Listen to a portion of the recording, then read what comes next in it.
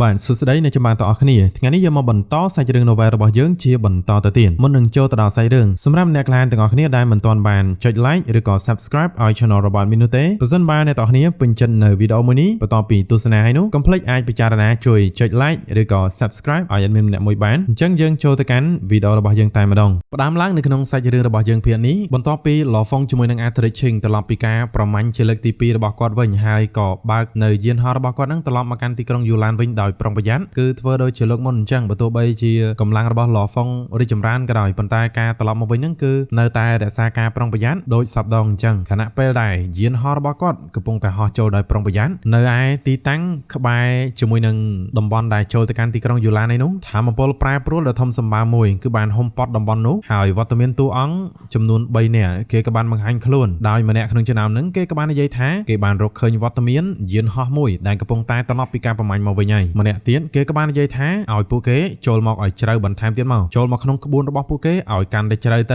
ៅស្រួលពួកយើងនឹងធ្វើសកម្មភាពវត្តមានតួអង្គទាំង3នាក់គឺរងចាំនៅការចូលរបស់យានឡហ្វុងជាមួយនឹងអាត្រិចឈីងនឹងឯងនៅខាងក្នុងយានហោះរបស់ឡហ្វុងជាមួយនឹងអាត្រិចឈីងនោះវិញឡហ្វុងក៏បានប្រើភ្នែកជីវិតនឹងការស្លាប់មិនមែនភ្នែកនោះទេវាគឺជាបច្ចេកទេសភ្នែកជីវិតនឹងការស្លាប់ដើម្បីពិនិត្យមើលដោយមានការប្រុងប្រយ័ត្នចាប់តាំងពីមាគ៌ាជីវិតនិងមាគ៌ានៃការបំផ្លិចបំផ្លាញឈានទៅដល់ដំណាក់កាលដំបូងនៃកម្រិតអាត្រិញបច្ចេកទេសភ្នែកជីវិតនឹងការស្លាប់ចម្លងរបស់គាត់នឹងក៏វាមានសមត្ថភាពខ្លាំងបន្ថែមទៀតដែរវាទទួលបានអំណាចនៃការស៊ើបអង្កេតកាន់តែខ្លាំងជាងមុនឡហ្វុងក៏បានប្រាប់ទៅកាន់អាត្រិចឈីងភ្លាមថាមិនល្អនោះទេមានអ្វីមួយមិនប្រក្រតីប្រាប់ឲ្យអាត្រិចឈីងបន្ថយល្បឿនជាបន្ទាន់អាត្រិចឈីងគាត់មិនបានដឹងអំពីគ្រោះថ្នាក់នឹងនោះទេប៉ុន្តែគាត់ទុកចិត្តឡហ្វុងដូច្នេះហើយគាត់ក៏បានបន្ថយល្បឿនយានតាមឡហ្វុងប្រាប់ទៅឡហ្វុងគាត់គ្រាន់តែមានអារម្មណ៍មានអ្វីមួយខុសប្រក្រតីគាត់មិនទាន់បានរកឃើញវត្តមានរបស់សត្រូវនៅឡើយនោះទេពេលហ្នឹងគាត់ក៏បានឃើញថានៅជុំវិញហាក់ដូចជាទទេដូចជាធម្មតាប៉ុន្តែភ្នែកជីវិតនឹងការស្លាប់របស់គាត់នឹងគឺអាចយល់បានថាច្បាប់ប្រតិបត្តិការឋានសួគ៌នឹងផែនដីនៅក្បែរហ្នឹងគឺវាមិនប្រក្រតីឡើយឡហ្វុងក៏បានប្រើធម្មពលបន្តិចពីរាងកាយអវតារឋានសួគ៌នឹងផែនដីរបស់គាត់ជ្រាបចូលទៅក្នុងលំហដើម្បីពិនិត្យមើលអញ្ចឹងទៅហើយពេលហ្នឹងក៏ស្រាប់តែគាត់មិនបានគិតអីច្រើនទេបញ្ជាឲ្យអាត្រិចឈីងបត់ក្បាលយានត្រឡប់ចាក់ចេញទៅវិញឲ្យលឿនចំណែកឯអ្នកទាំង3ដែលកំពុងតែរងចាំប្លន់អាត្រិចឈីងនិងឡហ្វុងហ្នឹងគេក៏បានដឹងថាពួកយើងត្រូវបានគេរកឃើញហើយគេក៏មិននឹកស្មានដល់នោះដែរថាគេខំលាក់ខ្លួនជាមួយនឹងក្បួនបែបនេះទៀតតើមិននឹងត្រូវបានគេរកឃើញបានរងាបែបនេះទេពួកគេទាំង3ក៏បានស្រែកថាបញ្ញាប់ចាប់គេបានពេលហ្នឹងស្រមោលខ្មៅយ៉ាងអាប់អួរក៏បានលាតសន្ធឹងនៅបរិវេណរាប់លានគីឡូម៉ែត្រហើយយានហោះរបស់ឡហ្វុងជាមួយនឹងអាត្រិចឈីងគឺវានៅក្នុងចម្ងាយនៃបរិវេណមួយនឹងនៅឡើយនោះទេប៉ុន្តែវាលក្ខណៈថាមិនឆ្ងាយពីព្រំដែននៃ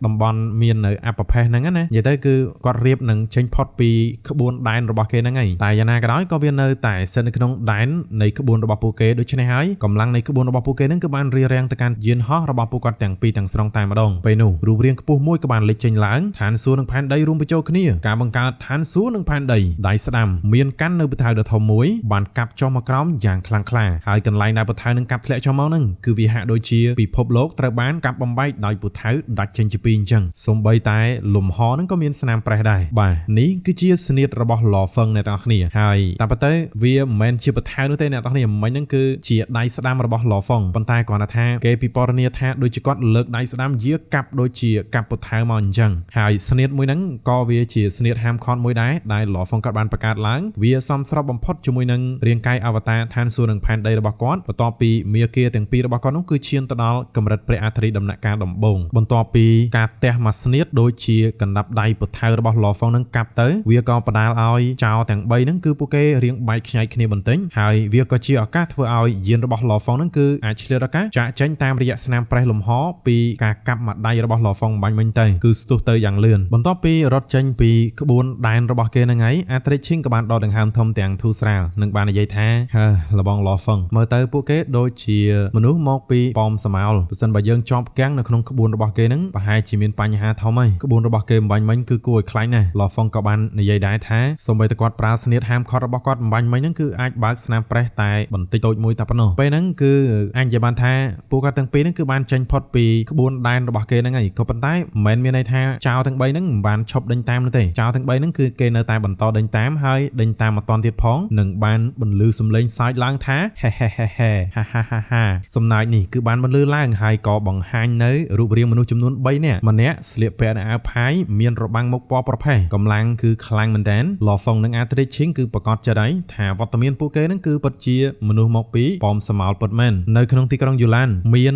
កម្លាំងអាក្រក់ចំនួន3ដែលគេល្បីទៅលើការលួចប្លន់អ្នកដទៃណាដែលនោះគឺមានសម្បុកសាឡិនប៉មស្រមោលសាលាបំភ័ណ្ឌដែលទាំង3ហ្នឹងគឺភាគមុនយើងដឹងហើយពួកគេមានក្នុងបង្អែកធំនៅឯងគឺជាលោកម្ចាស់វ៉ៃយ៉ាងដែលជាអ្នកខ្លាំងលេខ1នៅក្នុងទីក្រុងយូឡានមួយនេះអាត្រីឈីងក៏ធ្លាប់បានដឹងអំពីវិធីដែលពួកគេនឹងធ្វើការដែរដោយគាត់ដឹងថាជាទូទៅខាងប៉មស្រមោលហ្នឹងបើគេប្រើសមាជិកឲ្យទៅលួចគឺគេប្រើសមាជិកដែលមានឋានៈធម្មតាប៉ុន្តែបើសម្រាប់ធ្វើការវាយឆ្មក់គេនឹងប្រើសមាជិកដែលមានចំណាត់ថ្នាក់កណ្ដាលពីព្រោះថាការលួចវាយឆ្មក់គឺមិនមែនវាយឆ្មក់ទៅលើមនុស្សសាមញ្ញធម្មតានោះទេយ៉ាងហោចណាស់ហ្នឹងគោលដៅរបស់ពួកគេក៏ជាកម្រិតព្រះអត្រីដំណាក់កាលកណ្ដាលឡើងទៅដែរអញ្ចឹងហើយបានជាហេតុដែលរបៀបធ្វើការរបស់ពួកគេហ្នឹងគឺគេបែងចែកទៅជាភារកិច្ចតាមកម្លាំងរបស់ពួកគេនឹងឯងហើយការប៉ះទង្គិចមុនហ្នឹងក៏ឡហ្វុងអាចប៉ាន់ស្មានកម្លាំងរបស់ពួកគេទាំង3រួចទៅហើយអ្នកទាំង3ក៏បានដឹងផងដែរថានឹងគឺជាវត្តមានរបស់ឡហ្វុងជាមួយនឹងអាត្រីឈីង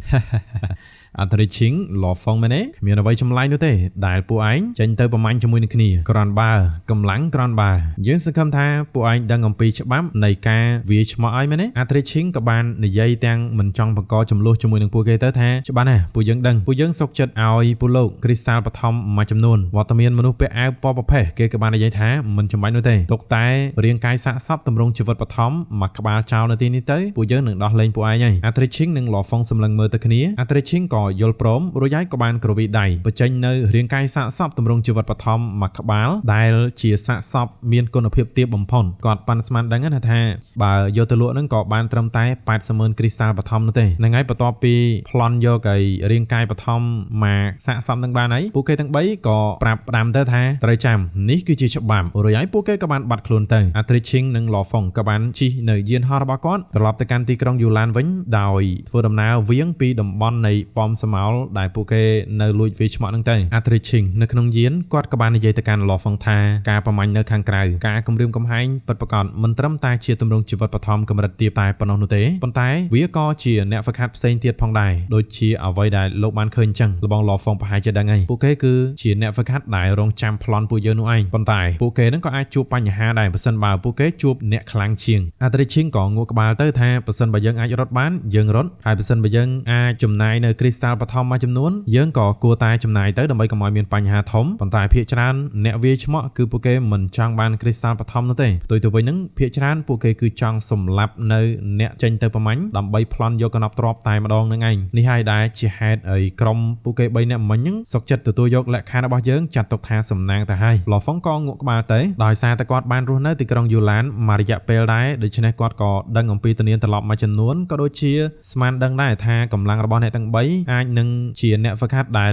មានអាយុកាលយូរជាងគាត់ទៅទៀតដូច្នេះកម្លាំងរបស់ពួកគេហ្នឹងក៏មិនទាបនោះដែរអញ្ចឹងហើយជំរើសរបស់អាត្រីឈីងនៅក្នុងការផ្ដល់ជាសំណងឲ្យទៅកាន់ពួកគេហ្នឹងគឺចាត់ទុកថាជាជំរើសល្អមួយហើយដើម្បីកុំឲ្យមានការប្រយុទ្ធគ្នាបន្តមកយានហោះរបស់ពួកគាត់ហ្នឹងក៏បានធ្វើដំណើរមកដល់ទីក្រុងយូឡានបានដោយសុវត្ថិភាពអាត្រីឈីងក៏បានញញឹមថាលើកនេះសំណាងរបស់យើងមិនអាក្រក់ប្រមាណនោះទេទោះបីជាការប្រមាញ់លើកដំបូងរបស់យើងបានជួបជាមួយនឹងទម្រង់ជីវិតបឋមកម្រិតទាបដំណាក់កាលចុងក្រោយក៏ដោយតែយើងនៅតែអាចរត់គេចខ្លួនបានដោយជោគជ័យការប្រមាញ់លើកទី2យើងបានជួបជាមួយនឹងក្រុមចៅប្លន់ប៉ុន្តែការលះបង់នៅទម្រង់ជីវិតបឋមមួយក្បាលដើម្បីជៀសវាងគ្រោះមហន្តរាយមួយគឺវាស័ក្តិសមអាត្រីឈីងក៏ប្រាប់ឡហ្វុងថាឡហ្វុងនឹងដឹងកាន់តែច្រើននៅពេលដែលគាត់ចេញទៅប្រមាញ់កាន់តែច្រើនបន្ថែមទៀតគាត់បានប្រាប់ថាក្នុងកំឡុងពេលប្រមាញ់បើសិនបើជួបជាមួយនឹងទម្រង់ជីវិតបឋមដែលខ្លាំងពេលខ្លះហ្នឹងអាចបដាលឲ្យក្រុមអ្នកប្រមាញ់ខ្លះក៏ស្លាប់ខ្លះក៏របួសធ្ងន់អីចឹងទៅហើយនៅតាមផ្លូវត្រឡប់មកវិញហ្នឹងអាចនឹងជួបប្រទះក្រុមចៅទៀតអញ្ចឹងហើយមានន័យថាអាដំណើរការមួយហ្នឹងគឺវា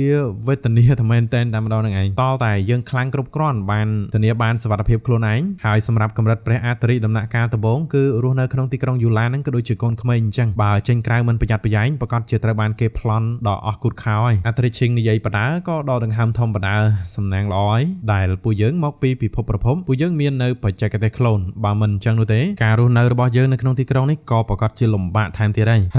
យការហ្វឹកហាត់វាមិនងាយស្រួលនោះទេអូមែនហើយលបងឡហ្វុងលបងខុសពីពួកយើងលបងមានកម្លាំងស្មើទៅនឹងកម្រិតព្រះអាត្រីដំណាក់កាលកណ្ដាលរួចទៅហើយគ្រាន់តែទិញនៅកណប់ទ្រព្យសម្ងាត់បន្ថែមទៀតទៅគឺអាចពង្រឹងនៅជំនាញរបស់លបងបានបាត់ទៅហើ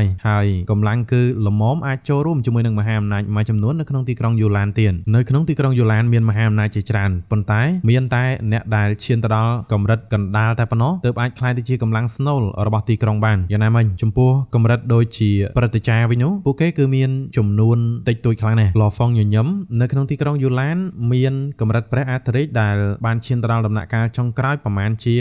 723នាក់ក្នុងចំណោមពួកគេមាន327នាក់ជាព្រឹទ្ធាចារ្យចាស់ទុំពួកគេភាគច្រើនគឺជាអ្នកដែលមាននៅរាងកាយក្លូនហើយក៏បានរស់នៅក្នុងអាណាចក្រពិសិដ្ឋងងឹតរួចទៅហើយការដែលធ្វើជាចាស់ទុំនៅក្នុងទីក្រុងយូឡានហ្នឹងគឺគ្រាន់តែទទួលបាននៅប្រាក់ចំណូលបន្ថែមអីតែប៉ុណ្ណោះអាត្រីឈីងក៏សួរទៅកាន់ឡហ្វុងជាមុនទៅថាបើសិនបើឡហ្វុងអាចចូលរួមជាមួយនឹងមហាអំណាចណាមួយមែននោះតើឡហ្វុងនឹងចូលរួមជាមួយនឹងអ្នកណាគេទេឡហ្វុងក៏កវីក្បាលថាមិនចាំបាច់នោះទេពីព្រោះថាអ្វីដែលគាត់កំពុងតែបារម្ភឥឡូវហ្នឹងគឺជាការបង្កើននៅកម្រិតនៃមាគ៌ាជីវិតនិងការស្លាប់របស់គាត់ហ្នឹងឲ្យឈានមកដល់កម្រិតព្រះអធិរាជពីព្រោះថាវានៅតែជាប់គាំងនៅឯកម្រិតស្ដេចព្រះដំណាក់កាលចុងក្រោយនៅឡើយនោះទេអធិរាជឈីងក៏បានប្រាប់ទៅថាត្រឹមត្រូវហើយលបងទៅតែមករស់នៅក្នុងទីក្រុងយូឡានអញ្ចឹងហើយគួរតែផ្ដោតទៅលើការហ្វឹកហាត់តែប៉ុណ្ណោះតែយ៉ាងណាក៏ដោយបើសិនបើមានឱកាសការដែលទទួលបានតំណែងខ្លះវាក៏អាចផ្ដល់អត្ថប្រយោជន៍ជាច្រើនឲ្យយើងបន្ថែមដែរឡហ្វុងក៏ញញឹមតែគាត់មិនបាននិយាយអ្វីបន្តនោះទេហើយបន្តមកពួកគាត់ទាំងពីរក៏ធ្វើដំណើរទៅកាន់សាលបឋមដើម្បីធ្វើការលក់នៅទម្រង់ជីវិតបឋមដែលគាត់បានសម្លាប់បាននឹងឯងលើកនេះពួកគាត់ទទួលបាននៅទម្រង់ជីវិតបឋមចំនួន8សរុបជាពិន្ទុដែលលក់បានហ្នឹងគឺប្រហែលជា 8.6 លានគ្រីស្តាល់បឋមហើយគាត់ចែកគ្នាម្នាក់ពាក់កណ្ដាលបន្ទាប់ពីបានបែងចែករួចអស់ហើយនោះអាត្រីឈីងហើយនឹងឡហ្វុងក៏បានចែកផ្លូវគ្នាទៅដើម្បីទៅរកទិញរបស់របរដែលខ្លួនឯងត្រូវការឡហ្វុងក៏ចាប់ផ្ដើមទៅជួបអ្នកលក់ម្នាក់ដែលគាត់ធ្លាប់ស្គាល់ធ្លាប់ទិញធ្លាប់ជួញដូរពីមុនហ្នឹងគាត់គិតថាអ្វីដែលគាត់ត្រូវការភាគច្រើនលើកនេះគឺជាសម្ភារៈរាងកាយរបស់សត្វទម្រង់ជីវិតបឋមកម្រិតកណ្ដាលហើយគាត់ក៏ទៅសួរអ្នកលក់ទៅដើម្បីរកនៅទម្រង់ជីវិតបឋមណាដែលវាពាក់ព័ន្ធជាមួយនឹងមាគ៌ានៃការបំផ្លិចបំផ្លាញគាត់ចំណាយពេលពេញមួយថ្ងៃទៀតដើម្បីតថ្លៃគេដូចជាលើកមុនអញ្ចឹងជាចុងក្រោយគាត់ក៏បានទិញនៅទម្រង់ជីវិតបឋមដំណាក់កាលកណ្ដាលប្រហែលជា 1000 បំណែកដែលផ្នែកនីមួយៗគឺមានតម្លៃប្រហែលជា 3300 គ្រីស្តាល់បឋមស្ថានភាពបច្ចុប្បន្នឥឡូវហ្នឹងគឺសម្រាប់ទម្រង់ជីវិតបឋមកម្រិតកណ្ដាលហ្នឹងគឺស័ក្តិសមណាស់ហើយសម្រាប់ឡហ្វុងនោះចំពោះរបស់ដែលស្ថិតនៅក្នុងកម្រិតព្រះអធិរាជដំណាក់កាលចុងក្រោយហ្នឹងគឺពិបាករកហើយវាក៏ថ្លៃដែរហើយគាត់ក៏ទិញថ្នាំជំនួយមួយចំនួនផងដែរនិងរបស់របរផ្សេងទៀតហើយវាចៃដន្យមែនតើ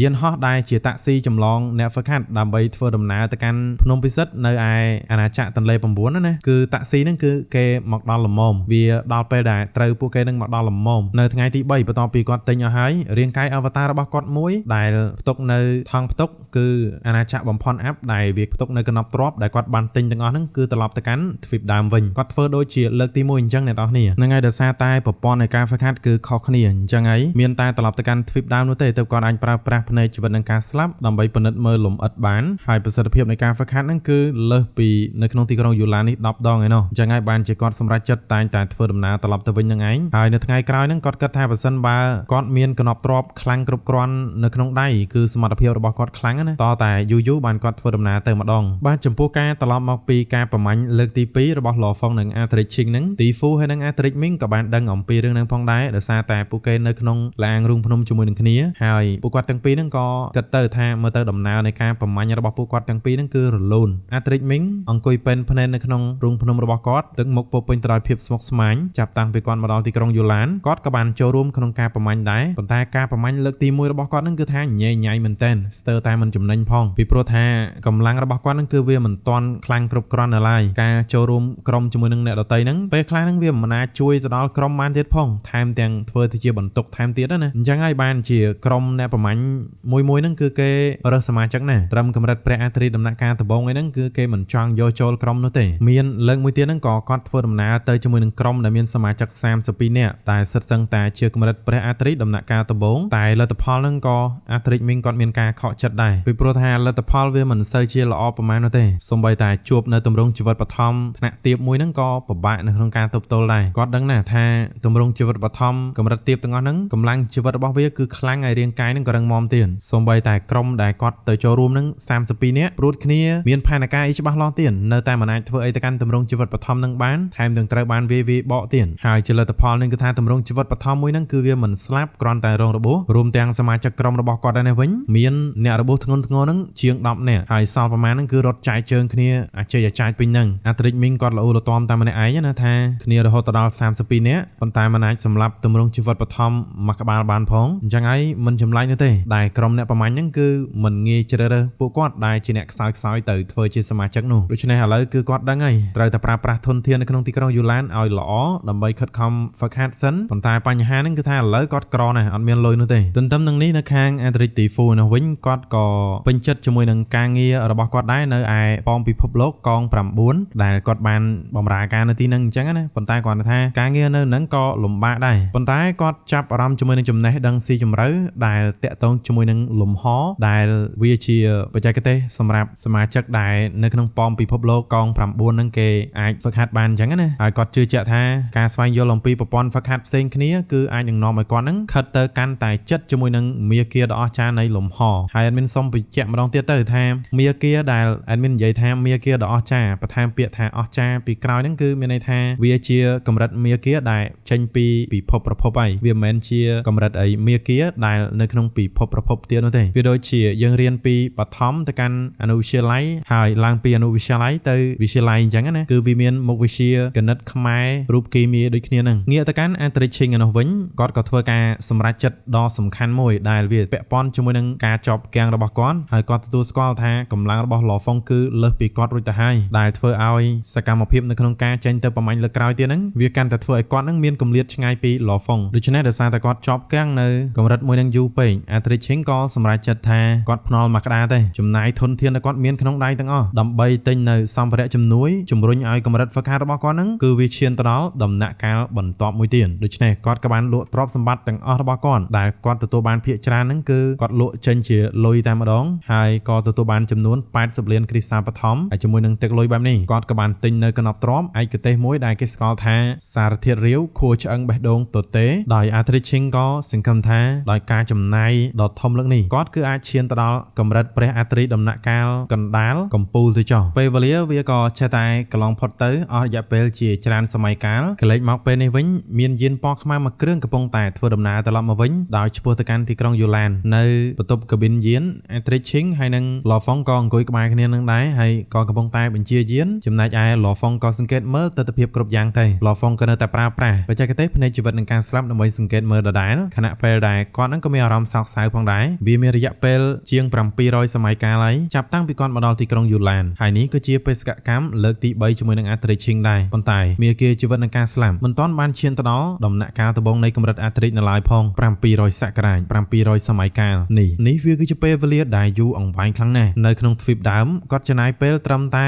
500សម័យកាលប៉ុណ្ណោះគឺអាចវិវត្តពីកម្រិតព្រះពិតអមតៈទៅដល់កម្រិតស្ដេចព្រះដែលអាចសម្លាប់នៅអាត្រិចយានបានបាត់ទៅហើយប៉ុន្តែដោយសារតែផ្លូវដែលគាត់ដើរមាគ៌ាជីវិតនិងការស្លាប់វាធំធេងពេកអាត្រិចឈិងនិយាយពីមួយខាងនឹងមកថាលបងឡហ្វឹងដំបងឡើយខ្ញុំគិតថានៅក្នុងបេសកកម្មលើកទី3នេះបន្ទាប់ពីខ្ញុំបានបំបែកចូលទៅកាន់កម្រិតព្រះអាត្រិចដំណាក់កាលកណ្ដាលកម្រិតខ្ពស់ហើយនោះកម្លាំងរបស់ខ្ញុំប្រហែលជាអាចប្រៀបធៀបជាមួយនឹងលបងបានតែអ្នកណាទៅគិតទៅក្នុងរយៈពេលដ៏ខ្លីកម្លាំងរបស់លបងគឺបានឈានទៅមុខគួរឲ្យគាត់សម្គាល់មួយដំណាក់កាលទៀតបាត់ទៅហើយគាត់និយាយទាំងមានអារម្មណ៍ថារំជើបរំជួលឡហ្វឹងក៏និយាយដែរថាគ្រាន់តែជាវិធីសាស្ត្រតូចតាចតែប៉ុណ្ណោះសម្រាប់គាត់គឺគាត់នៅគិតថាខ្លួនគាត់នឹងមានការវិវត្តយឺតខ្លាំងណាស់អាត្រិចឈិងក៏នៅតែសរសើរថាបច្ចេកទេសរាងកាយរបស់លបងឡហ្វឹងគឺពិតជាគួរឲ្យខ្លាចមែនដោយសារតែខ្ញុំទៅតែឈានមកដល់ដំណាក់កាលកណ្ដាលនៃកម្រិតព្រះអាត្រិចខ្ញុំគិតថាការរួមកម្លាំងគ្នារវាងពួកយើងទាំងពីរមិនដឹងថាលើកនេះយើងអាចសម្លាប់នៅទម្រង់ជីវិតបឋមបានប្រមាណអ្នកនោះទេឡហ្វុងក៏ញញឹមទៅដូច្នេះដំណើរការនៃការប្រមាញ់លើកទី3ហ្នឹងគឺមិនសូវជាមានអីស្មុគស្មាញច្រើននោះទេដោយសម្រេចលទ្ធផលតែម្ដងហ្នឹងគឺគាត់ប្រមាញ់បាននៅទម្រង់ជីវិតបឋមកម្រិតទាបដែលស្ថិតនៅក្នុងដំណាក់កាលដំបូងហ្នឹងគឺចំនួន7ក្បាលនៅក្នុងដំណាក់កាលកណ្ដាលចំនួន1ក្បាលអាត្រិចឈិងក៏និយាយរំលឹកនៅក្នុងសមរភូមិដោយសរសើរទៅកាន់រាងកាយរបស់ឡហ្វុងប្រឈមមុខជាមួយនឹងសត្វចម្លែកអណ្ដាតភ្លើងនៅក្នុងសមរភូមិហ្នឹងគឺពិតជាផ្ដល់នៅផលប្រយោជន៍ច្រើនមែនទែនខ្លួនគាត់ហ្នឹងគឺគ្រាន់តែជួយ support ដែលបង្កើតទៅជាក្បួននៃការបង្កើតពីក្រោយតែប៉ុណ្ណោះឡហ្វុងគាត់ក៏និយាយអំពីព្រឹត្តិការណ៍នៅក្នុងសមរភូមិមួយហ្នឹងគឺគាត់ប្រើរាងកាយដ៏មានឥទ្ធិពលរបស់គាត់ដែលរាងកាយពេលហ្នឹងគឺហាក់ដូចជាគ្របដណ្ដប់ទៅដោយស្រកាពណ៌ក្រហមវាផ្ដល់សមត្ថភាពការពារឲ្យឡហ្វុងខ្លាំងមែនទែនមិនត្រឹមតែប៉ុណ្ណោះឡហ្វុងក៏មានកម្លាំងវាបហាខ្លាំងទៀតសត្វចម្លែកអណ្ដាតភ្លើងហ្នឹងគឺវាមិនអាចធ្វើអីមកកាន់រាងកាយរបស់ឡហ្វុងបានផងទោះបីជាវាបកកទៅជាស្នាមប្រេះលើរាងកាយយ៉ាងណាក៏ដោយរាងកាយរបស់ឡហ្វុងហ្នឹងគឺជាសះស្បើយយ៉ាងលឿនហើយដៃម្ខាងចាប់ដៃម្ខាងវាយតែម្ដងគឺថាទស្សនវិជ្ជានៅក្នុងការប្រមាញ់លើកទី3ហ្នឹងគឺមិនសូវជារៀបរាប់ច្រើននោះទេឡហ្វុងនិយាយទាំងញញឹមថារាងកាយរបស់គាត់គឺអាចប្រៀបធៀបបានត្រឹមតែទម្រង់ជីវិតបឋមកម្រិតទាបនៅឋានៈអាត្រិចដំណាក់កាលកណ្ដាលតែប៉ុណ្ណោះនៅក្នុងចិត្តរបស់គាត់ហ្នឹងក៏គិតដែរថាវាក៏ដោយសារតែខ្លួនគាត់មានបច្ចេកទេសសម្ងាត់ហើយរួមទាំងកណប់ទ្របសម្ងាត់ដើម្បីការពារខ្លួនដែរអញ្ចឹងហើយបានជានាំឲ្យគាត់ហ្នឹងមានកម្លាំងបែបហ្នឹងអា Arthurich ក៏បានអះអាងថាដោយពឹងផ្អែកកម្លាំងបច្ចុប្បន្នរបស់ Lawfong ឯនោះគឺខ្លាំងគ្រប់គ្រាន់ដើម្បីអាចចេញទៅប្រមាញ់នៅទម្រង់ជីវិតបឋមកម្រិតព្រះ Arthurich ដំណាក់កាលកណ្ដាលតែម្នាក់ឯងបានហើយគាត់ក៏បញ្យល់ថាជាទូទៅគឺក្រុមអ្នកហ្វឹកហាត់ហ្នឹងគឺតែងតែបង្កើតទៅជាក្រុមដើម្បីសហការគ្នានៅក្នុងការប្រមាញ់នៅទម្រង់ជីវិតបឋមដំណាក់កាលកណ្ដាលពីព្រោះថាពួកគេទាមទារនៅអ្នកដែលមានបទពិសោធន៍ដើម្បីសហការគ្នាប៉ុន្តែ Lawfong ហ្នឹងគឺគាត់អាចប្រើតែរាងកាយរបស់គាត់តែ 5-6 ហ្នឹងទៅគឺវាគ្រប់គ្រាន់បាត់ទៅហើយដោយសារតែការរួមចំណែករបស់ Lawfong ហ្នឹងគឺខ្លាំងនៅក្នុងការប្រមាញ់លើកហ្នឹងដូច្នេះ Arthurich ក៏សម្រេចចិត្តធ្វើការផ្លាស់ប្ដូរនៅការចែកសមិទ្ធផលនៃការប្រមាញ់មួយហ្នឹងវិញទៅទោះបីជា Lawfong គាត់ប្រាប់ថាចែកដូចជារដងទៅម្នាក់ 50% ប៉ុន្តែ Arthurich គាត់មិនយល់ស្របនោះទេដោយគាត់ឃើញថាកម្លាំងរបស់ Lawfong គឺខ្លាំងជាងគាត់ដូច្នេះគាត់គឺចែកឲ្យ Lawfong 70% គាត់យកតែ 30% នោះទេដូច្នេះ Lawfong គាត់ក៏មិនបានទៅបដិសេធអីនោះដែរពីព្រោះថាខ្លួនគាត់នឹងក៏ត្រូវការគ្រីស្តាល់បឋមដើម្បីជាការហ្វឹកហាត់ដែរក្រោយមក Arthurich ក៏បានគិតនៅក្នុងចិត្តតែម្នាក់ឯងថាភាពរីកចម្រើនរបស់ Lawfong នេះចាត់ទុកថាជាទេពកោសល្យដែលទៅតែលេចឡើងនៅក្នុងប្រវត្តិសាស្ត្រនោះទេស្ទើរតែមិនធ្លាប់មានពីមុនមកតែម្ដងនៅក្នុងចំណោមពិភពប្រភពរមណោះល្បឿននៃការរីកចម្រើនរបស់ Lawfong នេះគឺគួរឲ្យខ្លាចពេកហើយគេអាចវាដាច់គាត់ចំណាយពេលត្រឹមតែ700សម័យកាលប៉ុណ្ណោះបន្តមកពួកគាត់ក៏រៀបចំខ្លួនដើម្បីត្រឡប់ទៅកាន់ទីក្រុងយូឡានវិញហើយកំឡុងពេលនៃការហោះហើរត្រឡប់ទៅវិញហ្នឹង Arthurich ក៏បានប្រើប្រាស់នៃការយល់ដឹងរបស់គាត់បន្ទាប់ពីការបំបែកកម្រិតរបស់គាត់ហ្នឹងណាគឺគាត់បានប្រើប្រាស់នៃការយល់ដឹងអំពីមាគ៌ានៃលំហហ្នឹងគឺធ្វើការ scan មើលជុំវិញហើយក្រោយមក Arthurich ក៏បានរកឃើញនៅការផ្លាស់ប្ដូរមិនធម្មតាមួយនៅក្នុងលំហដោយគាត់ដឹងថានៅក្នុងលំហគឺគេកំពុងតែរៀបចំនៅក្បួនដែលលាក់កំបាំងមួយហើយគាត់ដឹងថាពួកគាត់នឹងគឺរៀបនឹងចូលទៅក្នុងក្បួនរបស់ពួកគេហើយដូច្នេះគាត់ក៏បានបង្វែរនៅចង្កូតយានរបស់គាត់ធ្វើដំណើរស្ទុះចាក់ចេញពីក្បួនមួយនឹងយ៉ាងលឿនតែម្ដងក្រោយមកក្រុមចៅប្លន់ដែលកំពុងតែលាក់ខ្លួននឹងពួកគេគឺដឹងថាក្រុមរបស់ Lawfong និង Arthurich នេះគឺបានដឹងអំពីវត្តមានរបស់ពួកគេហើយពេលនោះស្រាប់តែមានផ្ទាំងគំនូរដ៏ធំមួយលាតសន្ធឹងនៅក្នុងលំហហើយវាក៏បានរំពាត់ទៅកាន់យានហោះរបស់ Arthurich នឹងតែម្ដងសំឡេងយ៉ាងត្រជាក់មួយក៏បានសើចចំអកមកកាន់ពួកគាត់ដោយបាននិយាយថា ពួកឯងមិនអាចរត់គេចខ្លួនបាននោះទេនៅពេលដែលចូលមកក្នុងកណ្ដប់ទ្រព្យសម្ងាត់មួយនេះហើយនោះ Lawfong របស់យើងចាប់គាត់ចូលទៅក្នុងគំនូរមួយហ្នឹងមែនទេគាត់ក៏បានឆ្លើយតបវិញដោយបង្ហាញនៅដៃយៈមកូប្រើប្រាស់មាគ៌ាជីវិតនឹងការស្លាប់បំបែកនៅក្បួននៅក្នុងគំនូរមួយហ្នឹងហើយវាបង្កើតទៅជារុនមួយដែលអនុញ្ញាតឲ្យគាត់អាចទម្លុះនៅរបាំងនៅក្នុងក្បួនមួយហ្នឹងបានហើយវាក៏អនុញ្ញាតឲ្យយានហោះរបស់គាត់ហ្នឹងគឺអាចចាក់ចេញមកបានភ្លាមចេញមកក្នុងលំហធម្មតាវិញទៅពេលហ្នឹងគាត់ក៏បានឃើញនៅវត្តមានតួអង្គចំនួន5នាក់ពួកគេគឺបានឈរនៅក្នុងទិសដៅផ្សេងគ្នាសម្លឹងមើលទៅកាន់យានហោះរបស់ Lawfong ដែលកំពុងតែស្ទុះរត់គេចខ្លួនយ៉ាងលឿនហើយ Arthurich គឺអាចដឹងអំពីអត្តសញ្ញាណរបស់ពួកគេទាំង5ពួកគេគឺមកពីសាលាបំភ័ណ្ឌគឺជាមហាអំណាចមួយដែរនៅក្នុងទីក្រុងយូឡានដែលល្បីទៅលើការលួចប្លន់ហើយនឹងការប្រព្រឹត្តនៅអំពើដែលមិនល្អនឹងឯង Lawfong ខណៈពេលដែលយានកំពុងតែហោះកេញគាត់ក៏បានដឹងថាវត្តមានអ្នកទាំង5ហ្នឹងក៏កំពុងតែដេញតាមផងដែរកន្លងមកហ្នឹងគឺការធ្វើដំណើររបស់គាត់ហ្នឹងក៏ប៉ះជាមួយនឹងកម្លាំងដែ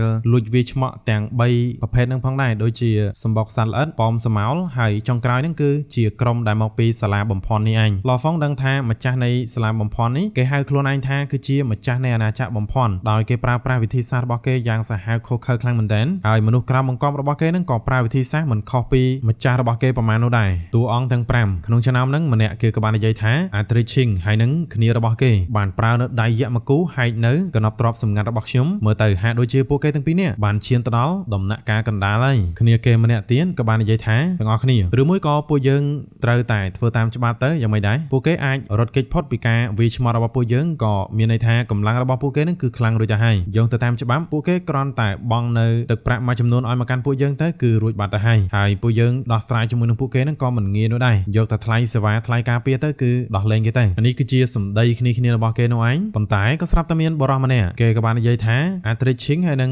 Lawfong ក្នុងរបាយការណ៍ស៊ើបការសម្ងាត់គេគ្រាន់តែស្ថិតនៅក្នុងដំណាក់កាលដំបូងតែប៉ុណ្ណោះទោះបីជាពួកគេទម្លុះមកដល់ដំណាក់កាលកណ្ដាលតើវាយ៉ាងម៉េចពួកគេមិនទាន់បំបែកកម្រិតបានយូរប្រហែលនោះទេដូច្នេះគ្រឹះរបស់គេមិនរឹងមាំឡើយពួកយើងមានគ្នា5នាក់សិតសឹងតែជាដំណាក់កាលកណ្ដាលមានការសហការគ្នាហើយជាមួយនឹងបទពិសោធន៍ចាត់ការពួកគេ2នាក់ហ្នឹងវាមិនមែនមានន័យថាមិនអាចទៅរួចនោះទេតែម្នាក់ក្នុងចំណោមពួកគេហ្នឹងក៏បាននិយាយថាតែពួកគេទាំង2នាក់ហ្នឹងគឺមកពីពិភពប្រភពទោះបីជាពួកយើងកំចាត់ពួកគេចោលក៏ដោយក៏មិនអាចសម្លាប់ពួកគេបានដដែលហ្នឹងសម្លេងបរិសម្នាក់ទៀតហ្នឹងក៏បាននិយាយមកបែបត្រជាក់ស្រេបតែម្ដងថាពេលខ្លះអ្នកដែលចាក់ចេញពីពិភពប្រភពពួកគេបាននាំយកជាមួយនឹងកណ្ដប់ទ្រព្យជាច្រើនបើសិនបើយើងអាចយកកណ្ដប់ទ្រព្យទាំងអស់ហ្នឹងពីពួកគេបានចំណេញខ្លាំងណាស់គ្រាន់តែបានលើសម្ដីបែបហ្នឹង4អ្នកផ្សេងទៀតហ្នឹងក៏យល់ស្របតែម្ដងបើចំពោះខាង Lawfong និង Arthurich ឯនោះវិញគឺ គឺនៅតែបន្តការប្រុងប្រយ័ត្នហើយនឹងបន្តរត់គេចខ្លួនម្នាក់ដែលជាអ្នកព្រួយផ្ដើមគំនិតដើម្បីចាត់ការទៅកាន់ពួកគាត់ទាំងពីរហ្នឹងគេក៏បាននិយាយថាច្បាប់មែនទេនៅក្រៅទីក្រុងយូឡានគ្មានច្បាប់នោះទេថ្ងៃនេះពួកឯងទាំងពីរគឺត្រូវតែស្លាប់និយាយចប់រួចហើយនោះភ្លៀងខ្មៅក៏បានលេចឡើងគ្រប់ដណ្ដប់នៅក្នុងតំបន់នឹងទាំងមូលវាស្ទើរតែពាសពេញលំហបាត់ទៅហើយបន្តមកផ្ទាំងគំនូរដ៏ធំសម្បើមមួយក៏បានលេចចេញឡើងម្ដងទៀតដោយវាគ្រប់ដណ្ដប់ទៅលើឡហ្វុងហើយនឹងអាត្រីឈីងម្ដងទៀតតែម្ដងទឹកមុខរបស់អាត្រីឈីងក៏បានផ្លាស់ប្ដូរគាត់ដឹងហើយថាចេតនារបស់ក្រុមនេះគឺមិនចង់ដោះលែងគាត់នោះទេពួកគេចង់សម្លាប់ពួកគាត់នឹងដើម្បីប្លន់យកកណ្ដប់ទ្រព្យពួកគាត់នឹងឯងឡហ្វុងដល់ពេលនេះហើយគឺមិនបានគិតអីច្រើននោះទេអាត្រីឈីងលោកទប់ទល់ម្នាក់ទៅទុក4នាក់ឲ្យខ្ញុំទប់ទល់បាទហើយសេរីរបស់យើង admin ក៏សូមធ្វើការ slash ត្រឹមតែប៉ុណ្្នឹងសិនហើយមុននឹងបញ្ចប់ admin ក៏សូមអរគុណទៅកាន់អ្នកក្លាហានដែលគាត់សូមលាក់ឈ្មោះបាទ no name បងទៅសុំប្រពន្ធបានបាទគាត់ឧបត្ថម្ភមកកាន់ admin ចំនួន$2បាទអញ្ចឹងចំពោះវីដេអូរបស់យើងគឺប្រហែលជាខ្លីនោះទេមិនដូចជារដងឡើយហើយក៏សង្ឃឹមថាអ្នកនរគ្នាចូលចិត្តនិងយោគយល់អធិស្ឋានកុំភ្លេច subscribe ឲ្យ channel របស់ admin ម្នាក់មួយផងណាអរគុណច្រើនយើងចាំជួបគ្នានៅវីដេអូក្រោយ